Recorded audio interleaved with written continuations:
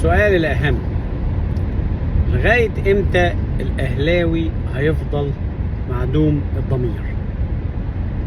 يعني بجد يعني لغاية إمتى أنت هتفضل تغيب في ضميرك؟ يعني من ناحية الحج والحجوج لأصحابها والكلام ده كله، سنة سنتين، ولا طول عمرك أنت ناوي تفضل منيم ضميرك في الشيء الأوضح طول السنين في كل المجالات، مش بس مجال الرياضة، في حياتك عموما؟ يعني الإنسان ممكن يعني يغيب ضميره في حاجة معينة صغيرة، بعد كده يرجع ضميره يأنبه فيقول لا مش هعملها تاني خلاص لأن دي فعلا حاجة مش كويسة. لكن أنت عندك إمكانية إنك تنيم ضميرك، بل بتبرر أفعالك في تنييم ضميرك غريبة الشكل. والله يا جماعة يعني هي مش بس حكاية الكرة والرياضة والكلام ده كله، انت بتنام ضميرك في اشياء واضحة للأعمى. يعني تعالى لي مثلا، هل انت لما يتخصم من الاهلي 3 نقاط فيرجع يبقى هو التاني، ده مليار المية يخلي البيراميدز هو بطل الدوري؟ الموضوع ده لما حصل مع كل الانديه اللي اتخصم لها نقاط، اتخصمت ال6 نقاط، 3 بتاع خسارة المباراة و3 بتاعت العقوبة بتاع الانسحاب. يعني اي فريق بينسحب بيخسر 6 نقاط، انت خسرت 3 وال3 التانيين المنظومة كلها وانت بتبرروا ان ده مش انسحاب، ان اصل اللائحة اتغيرت، اصل مش عارف ايه حصل ايه، اصل لائحة السنة دي غير. طب هي بذمتك ودينك وضميرك، هل لو في لائحة جديدة السنة دي كان أول قرار لرابطة الأندية يطلع بعد انسحابك هو خسارتك وخصم 3 نقاط تانية، ولا كان يطلع خسارة لنادي الأهلي ب3 نقاط وهي دي العقوبة حسب اللائحة الحالية؟ بالعجل كان القرار اللي هيطلع في الأول خصم ال3 نقاط اللي هي بتاع المباراة اللي انت انسحبت فيها وخلاص، لكن مفيش عقوبة تانية ب3 نقاط تانية. لكن هو القرار الأول طلع بعقوبة خصم 3 نقاط خسارة زائد عقوبة 3 نقاط، يعني 6 نقاط. ده القرار اللي طلع وحصل بعد كده اللف والدوران عليه. فده أكبر دليل إن مفيش لائحة جديدة، إن هي اللائحة الموجودة هي دي بتاعة 6 نقاط، لأن القرار اللي طلع بناء على اللائحة الموجودة. بس استحالة رابطة الأندية هتغلط يعني إن في لائحة جديدة وهم مش عارفين يعني. فأنت هل ضميرك مش واخد باله من الحتة دي؟ انت ازاي طالع تحتفل؟ والله انا مستغرب بجد يعني ازاي انت قادر تحتفل وتفرح بشيء انت حاسس ان هو مش بتاعك، لا يخصك. يعني ازاي انت كاعلام وكمسؤولين، واصلا مسؤولين الرياضة نفسهم اللي بيديروا الرياضة المنظومة كلها، هم اللي وصلوا الكل للمشهد العبثي ده. ازاي انت تدي فريق احقية الاحتفال وهو يبقى اقل من الفريق التاني بنقطتين؟ بعد ما بتخصم منهم النقاط بيبقى هو اقل من الفريق اللي هو بيراميدز بنقطتين. ازاي انت تديهم حق ان هم يحتفلوا وكانهم هم اللي فازوا بالبطولة؟ ازاي انت تسمح بشيء زي كده؟ ليه انت ما اجلتش الاحتفال بالدوري كمان اصلا يعني لغاية لما المحكمة الرياضية الدولية تبت في الموضوع؟ انت كمان احتفال يعني كونك انت تخليهم يحتفلوا ده في حد ذاته مخالف للوائح المحكمة الرياضية اللي هي اترفع لها شكوى ولسه بتبحث في القصة. يعني مش فاهم انا انت ازاي تديهم الدوري وتقول لهم خد احتفل؟ انت فين ضميرك كمسؤول؟ وفين دينك؟ وفين اخلاقك؟ وفين شرفك؟ وفين رياضتك وروحك الرياضية؟ وان انت عندك حيادية لكل الاندية؟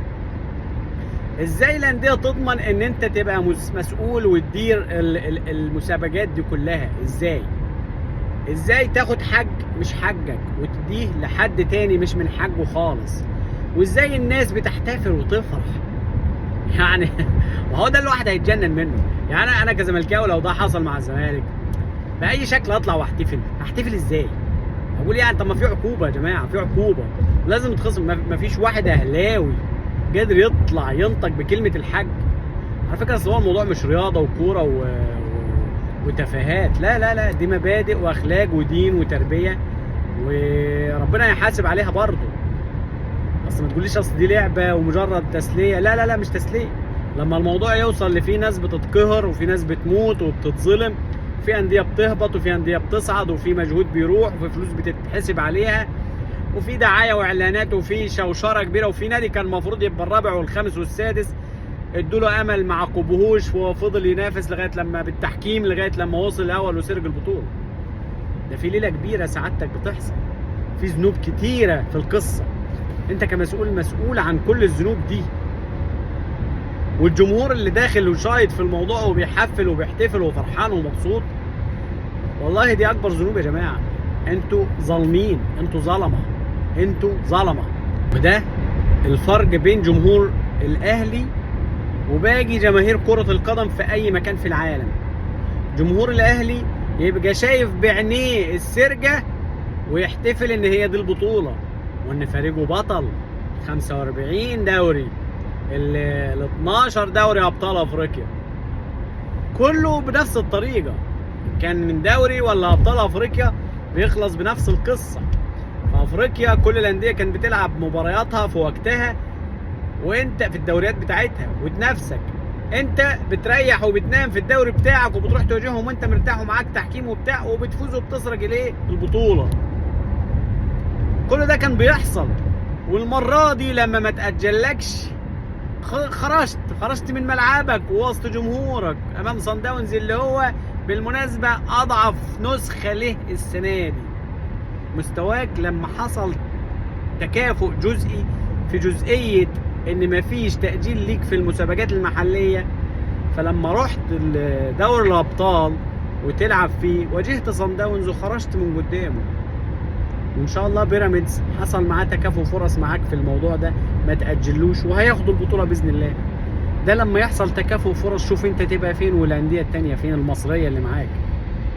لما يحصل تكافؤ فرص حقيقي وما يتأجلكش، زائد يبقى فيه تحكيم مظبوط، ما انت مش هتوصل اساسا لنص، مش هتوصل لافريقيا ولا هتوصل اصلا لكونفدراليه ولا ملوخيه، ولا هتخرج من الدوري الا مركز يعني 18 تصارع على الهبوط بجد مع الانديه بتاعه دوري الدرجه الثانيه. ده لو في تكافؤ فرص كامل في المنظومه كلها في جميع اللجان والمسابقات والعقوبات والحكام والاتحاد والرابطه وكل ده. والله يا جماعه انتوا ضميركم انا مش فاهم انتوا بتغيبوا ضميركم ازاي. يعني بتغيب ضميرك مره نقول ماشي يعني عديها مش مهم ربنا يسامح، لكن تصر ان ضميرك يفضل نايم طول العمر، تفضل تشجع في ده طول العمر. كل سنه هو نفس القصه، وكل سنه بتشوف الظلم طول السنه ولسه طالع لازم برضه تقول انا بطل الدوري، وبتحتفل ان هو واخد بطل الدوري بجداره، وان باقي الانديه اساسا بعيد خالص عن الاهلي ما ينفعش ينافسوه لان الاهلي في حته ثانيه. هل انت معترف ان ده صح؟ السنه دي لما العقوبه دي تتطبق ان شاء الله، والمفروض تتطبق، لان لو حصل اي لعب يبقى اسمه كذب وتدليس وتعريض من الاتحاد مع الاهلي علشان ما ياخدش العقوبه اللي المفروض ياخدها زي كل الانديه ما كانت بتاخدها وفي وقتها كمان، وكانت اثرت عليهم نفسيا وفرجت معاه في الترتيب. دي لوحدها كانت تفرق معاه. ازاي قادرين ضميركم يفضل قذر وشمال كده طول العمر؟ ازاي؟ ده الواحد لما بيعمل حاجه بالغلط ضميره بيأنبه بيحاول ما يعملهاش تاني. انت ضميرك يفضل هو ثابت على الشمال، بل بتبرر كمان. يعني مثلا مش بتقول ده غلط وتقول لنفسك لا خلاص المفروض ما اعملش كده، لا ده انت بتبرر تقول لا ده هو ده عادي، ده المفروض ان مفيش اصلا عقوبه، ده لا ده في لائحه جديده، لائحه السنه دي غير السنه اللي فاتت. اللائحه يا فايحه هي ما اتغيرتش، لان لو اتغيرت كانت الرابطه ما طلعتش العقوبه بخساره الاهلي وخصم 3 نقاط، كانت طلعت بناء على اللائحه الموجوده الجديده. ده لو في لائحه جديده، لكن هي اللائحه هي خصم نتيجه المباراه زائد 3 نقاط يعني 6 نقاط. وده لما يحصل من المحكمه الرياضيه ان شاء الله، ده لو ما فيش تدليس من الاتحاد والرابطه مع الاهلي، تنزل انت تبقى رقم 2 ويحتفل بيراميدز اللي المفروض هو اللي كان يحتفل النهارده بدون اي وش وبدون اي صداع، بس انتوا عايزين تخلوا القطيع يحتفل وخلاص بشيء مش ملكه. والقطيع برضه بيصدق، والقطيع برضه بيحتفل، والقطيع برضه من ايام دينه وضميره واخلاقه وشرفه ونزاهته وطالع كمان يسخر من الاخرين. يعني يا ريت يقف عند الحد ده ويسكت ويتكسف على نفسه ودمه وخلاص. لا لا لا لا لا، ده ليه؟ ده انا هحفل بقى. ده انت يا زمالك فينك في القصه؟ ده بيراميدز خد مكانك. لا يا حبيبي، بيراميدز لو هو اخد المكان اللي انت سارجه، لان هو في نهائي افريقيا حاليا. كنت بتسرج انت القصه دي كل سنه. هو اخد المكان ده بجداره وبتكافؤ فرص وصل له. هو النهارده المفروض بطل الدوري اللي انت بتسرجه كل سنه. بيراميدز ما خدش مكانك يا زمالك.